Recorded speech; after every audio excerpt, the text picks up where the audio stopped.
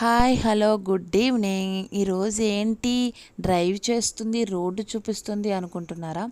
Driving అయితే నేను చెయ్యట్లేదు, మా బ్రదర్ చేస్తున్నాడు. అవును, నేను రోడ్డే చూపించాలనుకుంటున్నాను ఈరోజు.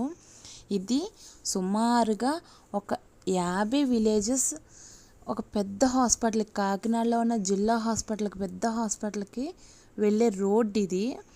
అంటే ఇప్పుడు ఈ రోడ్డు వెంటే ఒక ప్రెగ్నెంట్ ఉమెన్ డెలివరీకి వెళ్ళాలన్నా, హాస్పిటల్కి వెళ్ళాలంటే ఈ రోడ్డు నుంచే వెళ్ళాలి.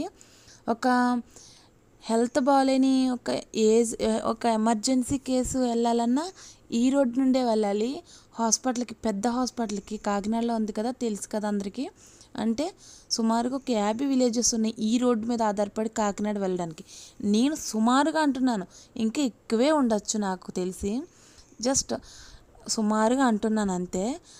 హాస్పిటల్కి వెళ్ళాలంటే అంత ఇబ్బంది కాకుండా ఒక ఆటో అతను డైలీ ఎంత వస్తుంది, మహా అయితే ఒక ఎక్కువ చూసుకుంటే ఒక 1000 రూపాయలు చూసుకోవచ్చు. ఆ 1000 రూపాయలు వాళ్ళ పిల్లలకే పెడతాడా, లేదా వాడు ఆయన ఆటోనే బాగు చేసుకుంటారా? కష్టమే కదా. నార్మల్గా అంటే మధ్యతరగతి జీవితాలు ఏంటో మనకు తెలుసు కాబట్టి నార్మల్గా చెప్తున్నాను. ఆటో వాళ్ళ పరిస్థితి ఏంటి? డైలీ ఇదే రోడ్ యూస్ చేయాలి వాళ్ళ పరిస్థితి ఏంటి? హాస్పిటల్కి వెళ్ళాల్సిన ఎమర్జెన్సీ వాళ్ళ పరిస్థితి ఏంటి? ఒక ప్రెగ్నెంట్ ఉమెన్ డెలివరీకి వెళ్ళాలంటే ఈ రోడ్ నుండి వెళ్ళాలి. ఎలా వెళ్తారు అసలు ఇదే రోడ్ నుండి? కష్టమే కదా. ఇప్పుడు వర్షాకాలం స్టార్ట్ అవుతుంది.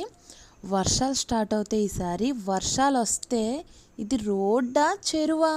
చెరువులోంచి వెళ్తున్నామా మనం, లేకపోతే ఇక్కడ రోడ్డు ఉండేదా? రోడ్డు ఒకప్పుడు ఉండేదా, ఇప్పుడు రోడ్డు ఉందా అనేట్టుంటుంది. వర్షాలు వస్తే అసలు అక్కడ రోడ్డునే కనిపించదు, అంతలా ఉంది. అంటే నేనేంటంటే నార్మల్గా నేను 1 వీక్ నుండి ఈ రోడ్డు నుంచి వెళ్తున్నాను. రోజు వెళ్తుంటే అప్పుడు అబ్జర్వ్ చేసింది ఏంటంటే, ఇంతలా ఉంది ఏంటి రోడ్ అని. వర్షం వస్తే ఇది అలా ఉంటుంది, వాటర్ ఆగిపోయి. అది ఎప్పుడో వచ్చిన వర్షం నీరు అలానే ఉండిపోయింది.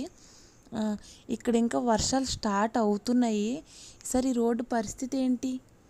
ఈసారి రోడ్డే ఉండదు, ఇక్కడ చెరువు ఉంటుంది. ఈసారి చేపలు వేసుకొని చేపలు పెంచుకోవచ్చు. Please like and subscribe.